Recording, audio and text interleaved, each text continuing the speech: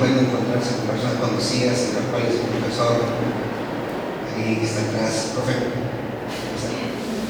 Y bueno, muchas gracias Héctor por la presentación. Siempre Héctor está ahí trabajando conmigo desde que regresé del doctorado. Siempre él fue el que me recibió en el momento de poder realizar las primeras investigaciones en carbono, el flujo de carbono que hicimos aquí en Perú. Y bueno, entonces ahora vamos a presentar algunos avances en el estudio de acumulación de carbono en sedimentos de peruanos.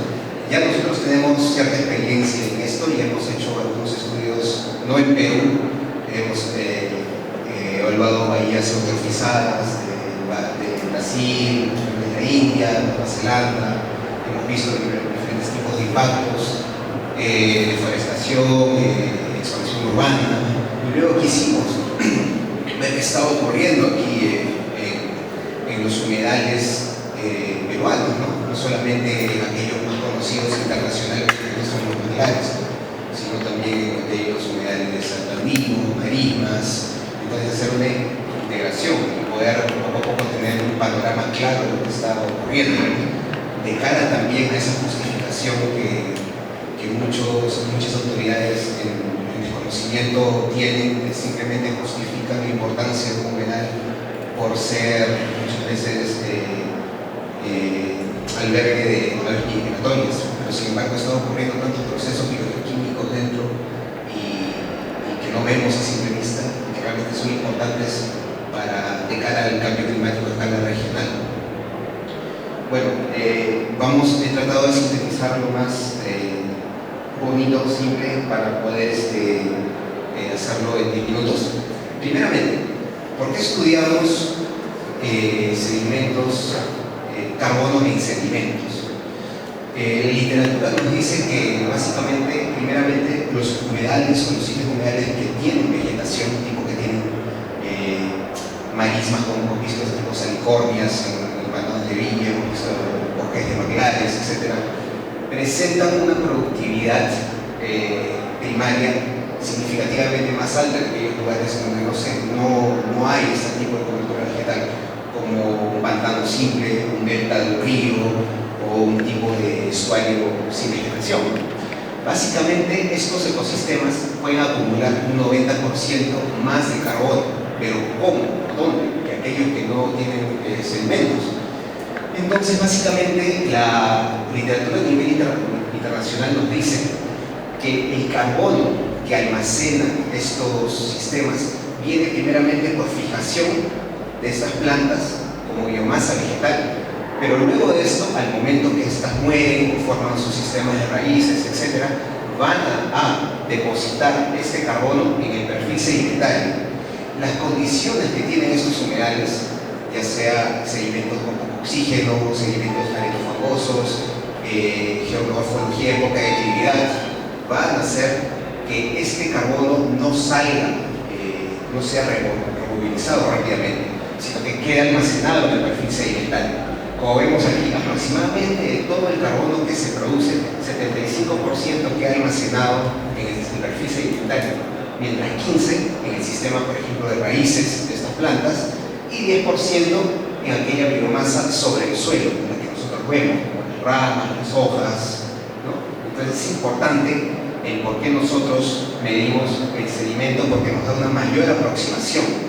No es total la aproximación porque tenemos un 25% que viene de lo que está arriba, de las plantas vivas. Básicamente a lo largo de todos los años de estudio que tengo en este tema, que es básicamente desde el 2013, he visto que estos sistemas responden a diferentes tipos de cambios o impactos locales, antropogénicos y ambientales. Dentro de aquellos ambientales, por ejemplo, he podido estudiar en otros sistemas aquellas relacionadas a variación de nivel del mar, a eventos del Niño, corrientes o regímenes de mareas y cambios en el caudal del río, en el llamado régimen hídrico, mientras que por la caja antropogénica he estudiado efectos de deforestación, de uso del suelo, agricultura, de expansión urbana y aquellos también que son factores locales, que se llaman manejan en cada uno de estos sistemas, así estén impactados o no, como tasas de erosión, tasas de sedimentación, tipo de geomorfología, disponibilidad de nutrientes y la geoquímica del sedimento. Recuerden que cada uno tiene sus diferentes características dependiendo del tipo de biomasa vegetal o el tipo de cuerpo hídrico que alberga este sistema. Entonces, básicamente, cuando comenzamos, en esta oportunidad les voy a presentar algunos avances de estudios solamente realizados sobre el nivel. Algunos ya están publicados, otros están en proceso de publicación y otros están hechos ahorita como base de datos de tesis de maestría en Cayetano o en San Marcos o en Carvalho, dependiendo de la universidad. Todos estos estudios presentan herramientas geoquímicas que son simples de entender, son bastante costosas. Entonces siempre es bueno recalcar el apoyo que nos da el Consejo Nacional de Ciencia y el FONDECYT para poder siempre garantizar que hayamos podido poder realizar estos análisis, ¿no? Desde el punto de vista económico. Primeramente, vemos uno de los papers más recientes que hicimos con datos peruanos, que es el primer paper de flujos de carbono y humedades de grilla. Básicamente nuestras herramientas son el Blomo 210, que nos permite hacer una reconstrucción geocronológica al momento de que colectamos columnas de sedimentos en estos ambientes sedimentarios, y análisis elementales, como el carbono mismo, el nitrógeno y aquellos isotópicos que nos van a dar un acercamiento del origen de la materia orgánica, como el nitrógeno 15, para poder saber el delta de nitrógeno 15, o para saber de dónde viene ese nutriente, y el delta de carbono 13, que nos dice básicamente si este carbono tiene un origen realmente de planta o viene de una contaminación antropogénica, ¿no? Básicamente, para resumir, nosotros hicimos una geocronología con testigos de sedimentos que pudimos conectar y vimos que, por ejemplo, los flujos de carbono, gracias a la tasa de sedimentación que tenemos, podemos hacer esta reconstrucción histórica de lo que ocurrió en este humedal. Entonces vimos que pudimos reconstruir aproximadamente 150 años y vimos que los flujos de carbono eran bastante altos en comparación a aquellos en sistemas preservados que tiene literatura. La literatura dice que un sistema humedal preservado en condiciones normales, sin impacto antropogénico, puede tener aproximadamente 170 gramos de carbono por metro cuadrado por año de flujo. Y nuestros pantanos de Villa aquí cerca llegaron casi a 400, ¿no? Vemos cómo se pudieron observar diferentes etapas, en las cuales vimos que la etapa más fuerte se dio casi en los 80, donde fue entre 70 y 80, que fue básicamente la época en donde se dio la instalación de esta área de Villa El Salvador.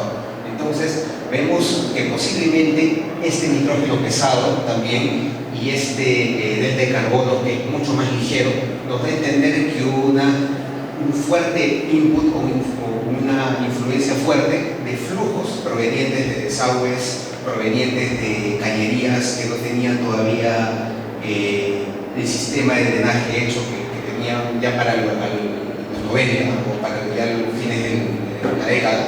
Entonces, vemos cómo esta herramienta isotópica que aplicamos en otros lugares nos sirvió como para ver que los flujos de este humedal son altísimos. Pero ¿por qué por qué es importante? ¿Por qué tan importante es esto aquí? Nos dicen que el humedal está atrapando todo este carbono, está haciendo una suerte de barrera ecológica para que todos estos contaminantes sirvan como un fertilizante para el sistema y puedan generar biomasa y a su vez acumular en el perfil sedimentario.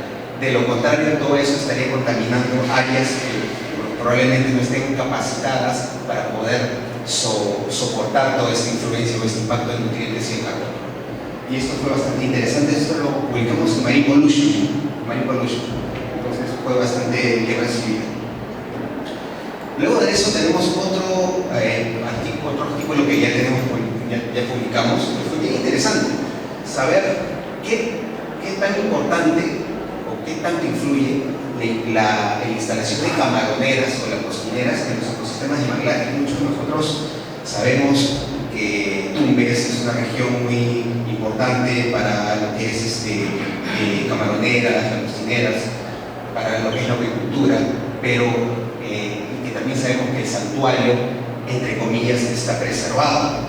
Nosotros, la preservación se hace de manera física, pero sabemos que los flujos de agua dentro de los canales no tienen esa conciencia de que hasta acá nomás me voy a movilizar. Son flujos que muchas veces llegan hacia el sistema, hacia la parte preservada, llegando a impactarla, ¿no? Entonces, lo que hicimos aquí fue conectar dos columnas de segmento en cada área. Una, básicamente, a 3 kilómetros del origen de los efluentes, y otra muy cerca, a 50 metros del origen de los efluentes. Y vimos claramente, al momento de hacer la geotermología, que a partir de los 70s, el flujo de nitrógeno pesado, nutrientes pesados, se disparó. Y el flujo de carbono llegó hasta 700 casi, o sea, mucho más alto que cuando nos debían. Pero también vimos que el área preservada presentaba básicamente las condiciones teóricas, que se podrían decir, de áreas sin impacto antropogénico. Y esto fue bastante interesante, porque con esto, cuando luego lo presentamos a CONCITEC, cuando lo presentamos a CONDECYT, ellos después se encargaron de poder transmitir la información a los tomadores de decisiones. Se pudo observar que nosotros no estamos diciendo que la acuicultura es mala, estamos diciendo que sería bueno que haya una ley que diga que cada vez que instalas una acuicultura puedas forestar los alrededores, porque los manglares se están comportando como redes que atrapan todos estos nutrientes, los usan como fertilizantes. Puede haber una forestación natural de estas áreas y una acumulación fuerte de carbono. Entonces, estas políticas podrían evitar lo que nos dijo, por ejemplo, el profesor en la exposición anterior, la degradación de sistemas, sabiendo cómo funcionan y sabiendo lo importante que son simples políticas para poder evitar debacles o declives ecosistémicos.